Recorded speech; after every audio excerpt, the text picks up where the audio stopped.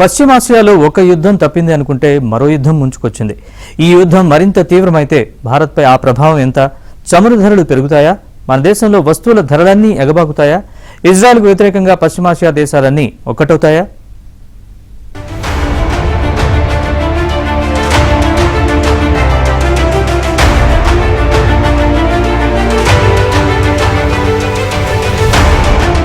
పశ్చిమాసియాలో ఒక యుద్ధం తప్పించుకుంది అనుకుంటే మరో యుద్ధం ముంచుకొచ్చింది. Israel, Iran రగిలిపోతున్నాయి. ఈ యుద్ధం మరింత తీవ్రమైతే భారత్పై సైతం తీవ్ర ప్రభావం పడే ఛాన్స్ కనిపిస్తోంది.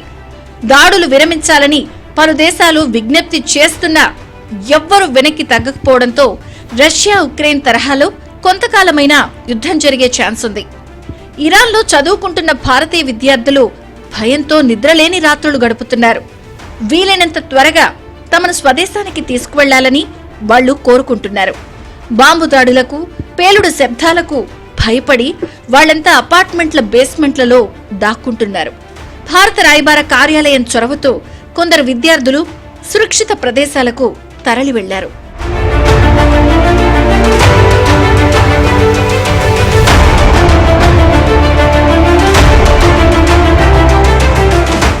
గల్ఫ్, పశ్చిమాసియాలో వార్ అనగానే భారత్కు చమురు ధరలు ఇబ్బంది పెట్టనున్నాయి.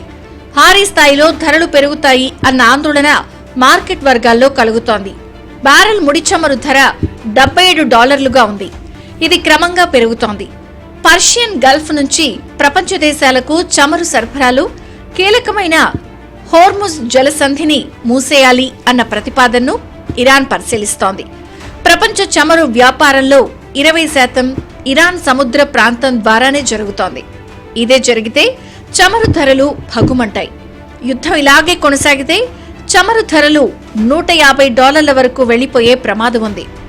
భారత్లో పెట్రోల్, డీజిల్ ధరలు చుక్కలనంటుతాయి. ప్రపంచంలోనే చమురు వినియోగంలో అమెరికా, చైనా తర్వాత 3వ స్థానంలో ఉంది భారత్. ఇప్పుడు చమురు ధర 10% పెరుగుతుంది. యుద్ధం దీర్ఘకాలం కొనసాగితే ఇది రెట్టింపవుతుంది అంటున్నారు విశ్లేషకులు.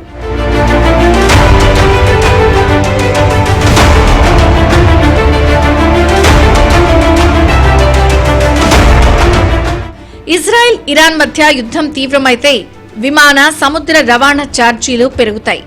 స్ట్రైట్ ఆఫ్ హార్ముజ్, ఎర్ర సముద్రం మీదుగా ప్రయాణించాల్సిన వ్యాపార నౌకల కదలికలపైన ప్రభావం పడుతుంది. మన దేశం నుంచి ఐరోపా దేశాలకు నౌకల్లో ఎగుమతయ్యే సరుకుల్లో 80% ఎర్ర సముద్రం మీదుగానే వెళ్తోంది. దేశంలోకి దిగుమతయ్యే ముడి చమురులో 3/2 LNG దిగుమతుల్లో సగం వరకు స్ట్రైట్ ఆఫ్ హార్ముజ్ మార్గంలోనే వస్తాయి. మన చమురు అవసరాల్లో 80% దిగుమతులపైనే ఆధారపడి ఉన్నామని మర్చిపోకూడదు.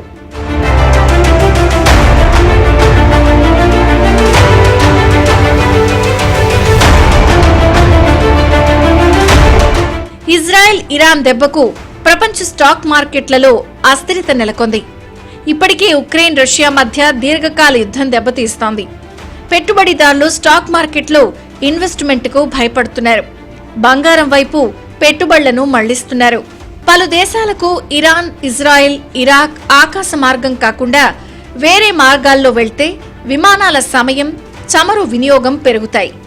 ఆ భారాన్ని ఫ్లైట్ టికెట్లపై వేస్తాయి. పౌర విమానయాన కంపెనీలు అంటే విదేశీ ఫ్లైట్ టికెట్స్ పెరగవచ్చన్నమాట.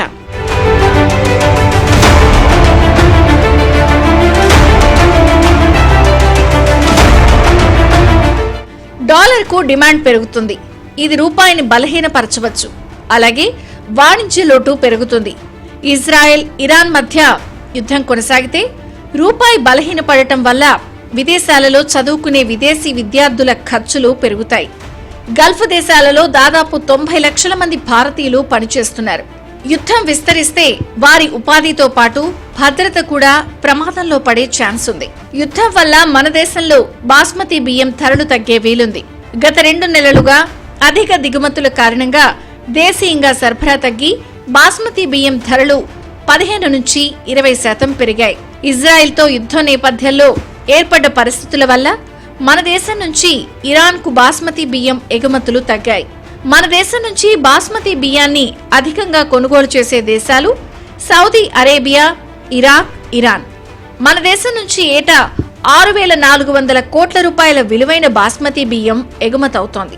మొత్తం బాస్మతి రైస్ ఎగుమతుల్లో 30-35% ఇరాన్కే చేస్తున్నారు మన వ్యాపారులు.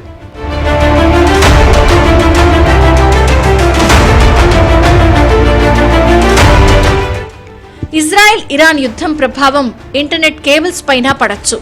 95% గ్లోబల్ ఇంటర్నెట్ డేటా కేబుల్స్ సముద్రాల గుండా వస్తాయి. యుద్ధం వల్ల ఇవి ధ్వంసమైతే భారత్పై తీవ్ర ప్రభావం పడనుంది. ఇంటర్నెట్ సేవలకు అంతరాయం కలగవచ్చు. అంతేకాదు వాటి మరమ్మతులకయ్యే ఖర్చులు భరించాల్సి ఉంటుంది.